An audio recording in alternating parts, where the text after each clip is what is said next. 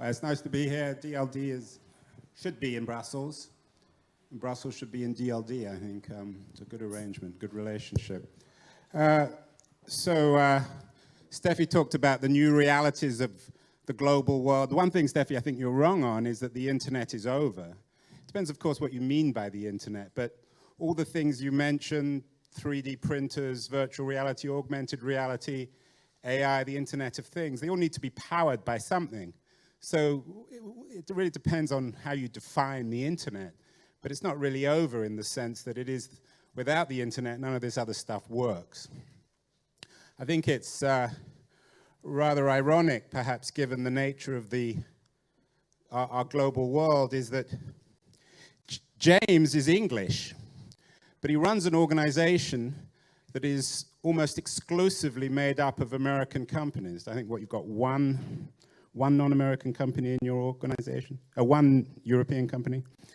And I probably sound English, but I think of myself as American, and I take in some ways, as Steffi suggested, I wouldn't say an anti-American, but certainly sometimes a pro-European perspective. So here we have an Englishman speaking on behalf of America and an American speaking on behalf of Europe, which speaks of the complexity and the paradoxes of this new global world.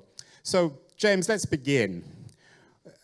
You don't need me to tell you how dominant American tech companies are in Europe.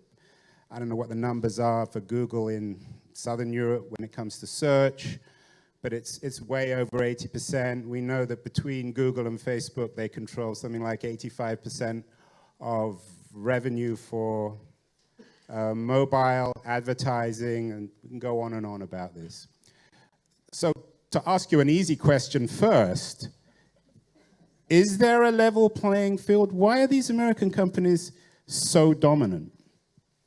Well, why are they successful? I think I'm going to challenge the sort of easy, casual idea of dominance, which is a big word. Why are they so successful, and why we wish to be as successful, I think, is the key question, and how do we get there? So one of the really interesting things that we observe is if you look around Europe in the technology hubs, if you look at the number of firms, I've got some water, thanks. If you look at the number of firms which are doing well and becoming billion-dollar valued internet firms, it's almost the same in Europe, particularly in Northern Europe, as it is in the United States. But the big challenge is the number of European firms who stop at being valued 4, 5, 6, 7 billion euros is all of them. The number of American firms that go on to be worth 50 billion, 100 billion is plenty of them, and also Chinese and other Asian firms. So the challenge for Europe is not do we have the talent, not do we have the universities, not do we have the computer scientists, we do. How do we make them grow to be 10 times bigger than they are today? So at the moment, again, it's given that this discussion is supposed to be on a level playing field. Is there a level playing field? Because you kind of avoided that question. Well, we have different rules in different parts of the world. I mean, I don't think there's. So there is or there isn't? Yes or no? There are. If you're implying by level playing field that something's unfair for someone, we make our own rules. If we in Europe make rules which are not ideal for a business to grow, who do we look to blame for that? Do we blame someone externally, or do we blame ourselves for having a less than perfect business environment?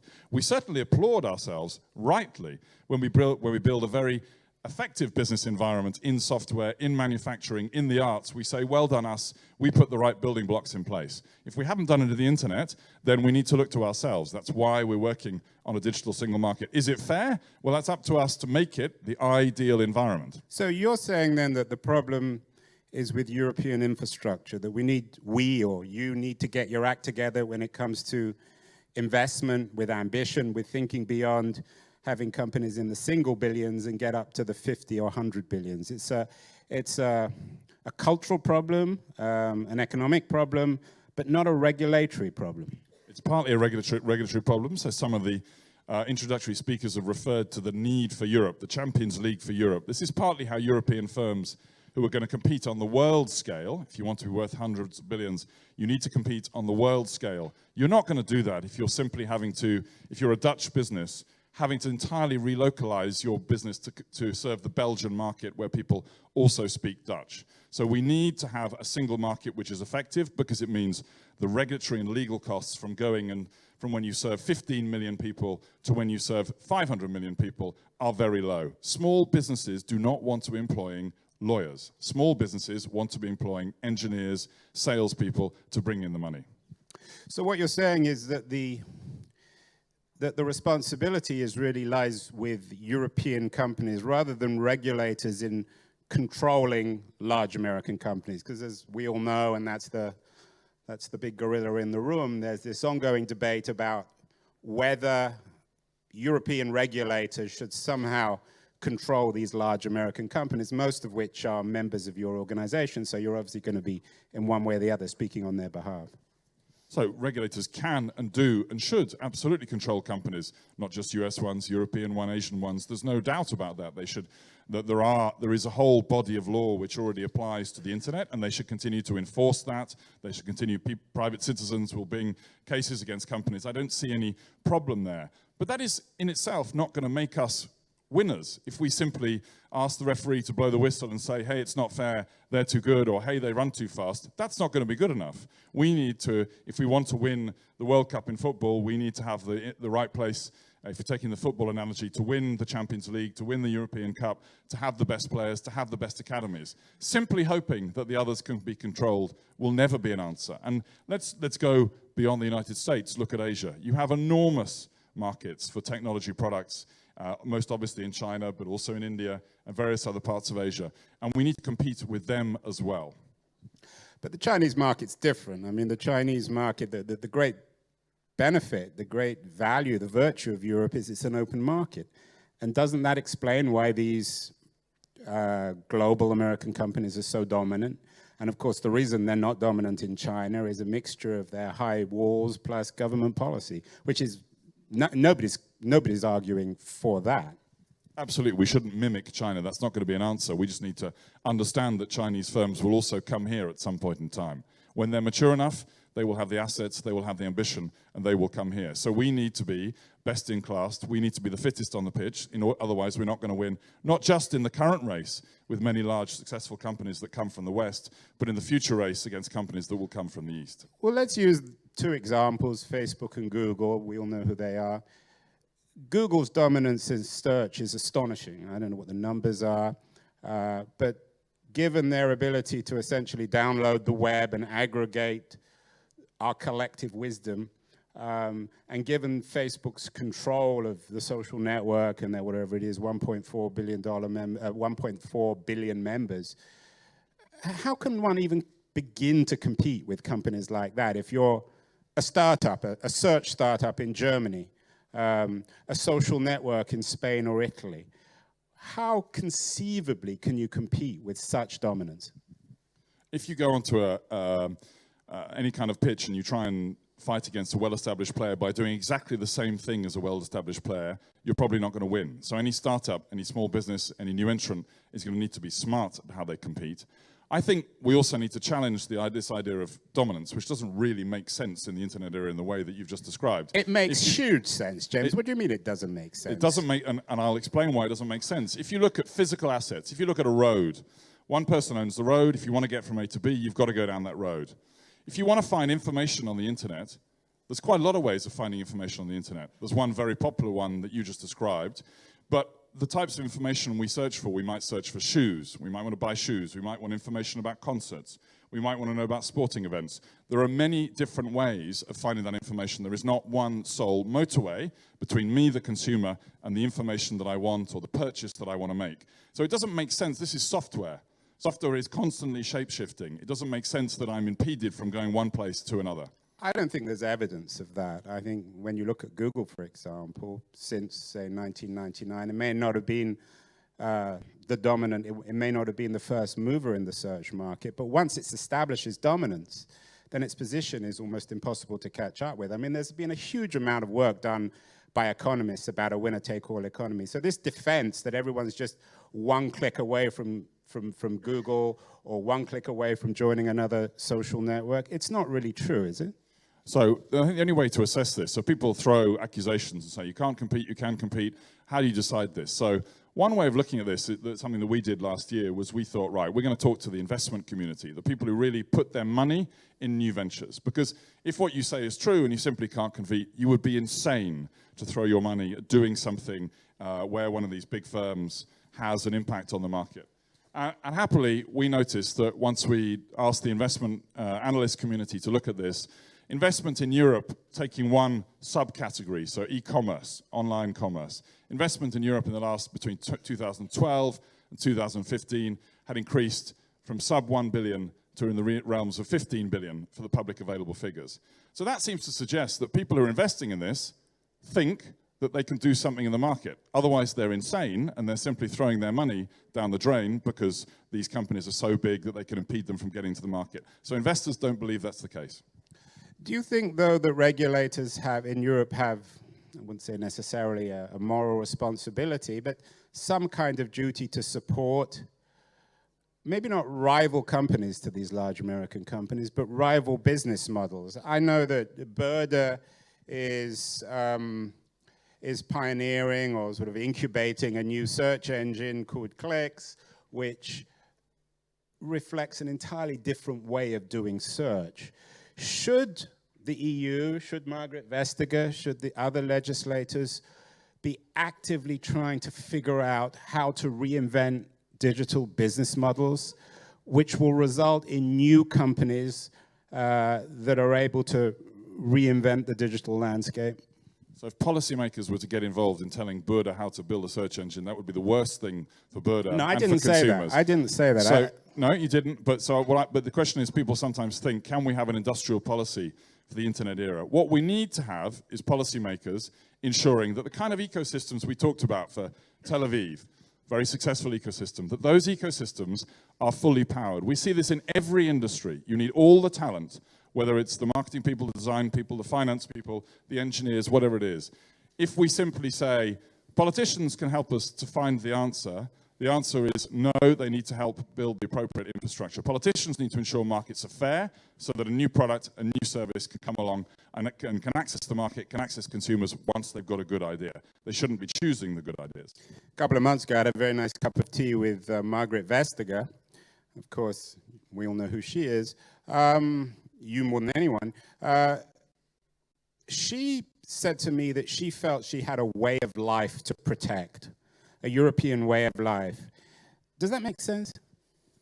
I think preserving open, plural societies and economies, yes, absolutely. That's part of her mission and the mission of many in the European Commission and elsewhere. And that's absolutely what she should be doing. I'm not sure I would ever disagree with that. That seems very appropriate. And a quick comment on her antitrust stuff. She has many different antitrust things. Particularly when it comes to Google. Gazprom, Google. Yeah, Google. Well, I mean, the Google, there are several cases open. It depends which one you look at. We just talked a little bit about... Are you sympathetic to any of them? No. It's important, but let me say, it's important they're all looked at. It's very good that they're all looked at. But do I believe that the analysis that some people put forward, that there are significant constraints on alternatives, I don't agree with that. So we're not back in the 90s. I know that you have a member of your coalition, Microsoft, who were hobbled by an antitrust coalition, an antitrust case, which resulted in an enormous eruption of innovation. You never would have had Google or Facebook without the Microsoft antitrust case. You don't think there's a need for similar antitrust against these new giants in order to stimulate innovation? No. I think there's a need to keep markets open, but I think the data I showed you says the market is open. Either these investors are mad or the market is open. And my view would be the market is open. We've got 5 minutes left. Let's talk about privacy. You and I talked about this a little bit last night. You know, the issue of privacy is obviously of great sensitivity in Europe, culturally and in political terms. Quick comments on all these areas, James. Where are we when it comes to safe harbor? So safe harbor, as many in the room may know, was a previous agreement between the EU and the US to move data between the two places. It fell in the highest court in Europe last year. The European Commission's now put in place something called Privacy Shield, which will allow companies to move data back and forward. It's absolutely indispensable for all types of companies, not just technology companies, but anyone who wants to move data to the United States in this case, but probably around the world. We live in an interconnected industrial world. if you are running a company that needs 24/7 call center support for your software or your production line, you want someone somewhere in the world to answer the phone when it goes down. And it's absolutely critical for companies, European or other, that they're able to move data around the world. It's also critical that that data is protected from overzealous state behavior in terms of companies, in terms of the state spying on people's activities and people's data. So that's also accompanying reform, which is important. More or less encryption, James? More. We have encryption. People are allowed to encrypt. What we shouldn't do is welcome any attempts to weaken encryption or give authorities backdoors to encryption, because giving authorities backdoors to encryption is quickly giving organized crime backdoors to encryption. Right to be forgotten. In place, working. For those who, I don't know if you're all familiar with it, if you believe something needs to be removed from a search engine record because you did something a bit naughty in the past, but you believe the record should be expunged, that can happen. I think there's one major controversy left with right to be forgotten, which is how much of the world this applies to. So there was been a discussion earlier this summer between the French data protection regulator and Google about whether Google removes information relating to a French citizen just from the French service, just from the European service, or from the service that's available in the whole world. And the French view is that the whole world should not be able to find this information, even if you're in India or Japan or the United States or Canada. And that seems like an overbroad interpretation. Final question, James. So, as Steffi said, and it's always, this is the sort of cliche in Silicon Valley, we're always at the beginning of something. People use the baseball metaphor, but we're certainly the beginning of something, a new chapter, maybe even a new book with Internet of Things, 3D printers, and all the rest of it.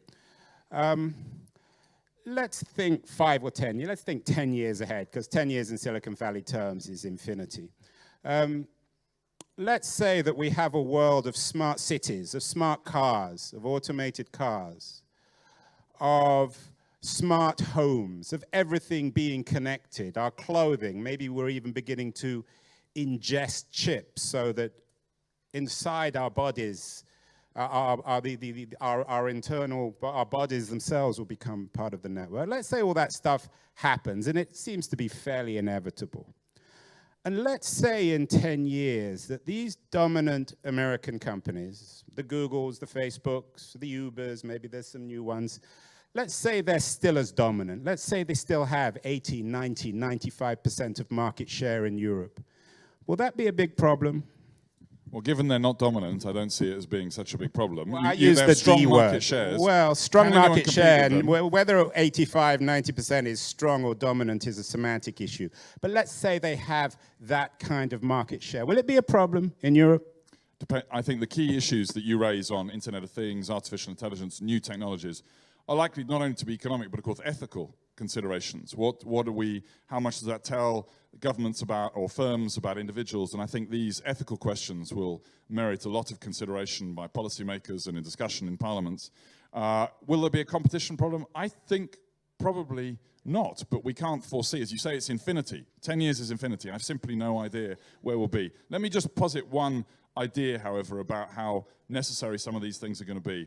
For anyone here who's a student of economic history, I encountered some fascinating statistics last year. Growth in most of the world between the year 0, when Jesus Christ was born, and the beginning of the Industrial Revolution in Europe was 6% per century. 6% per century. What we now achieve in 2 or 3 years, depending on the country we're in. One of the problems we face now is the declining rate of productivity gains. We need to stimulate productivity gains. We need these new technologies. Otherwise, we risk falling back to growth rates, which will cause even more social and economic and political problems than we already have. James, you did an excellent job. I don't agree with everything you said, but I appreciate such an honest and good-natured response to my questions. Thank you so much.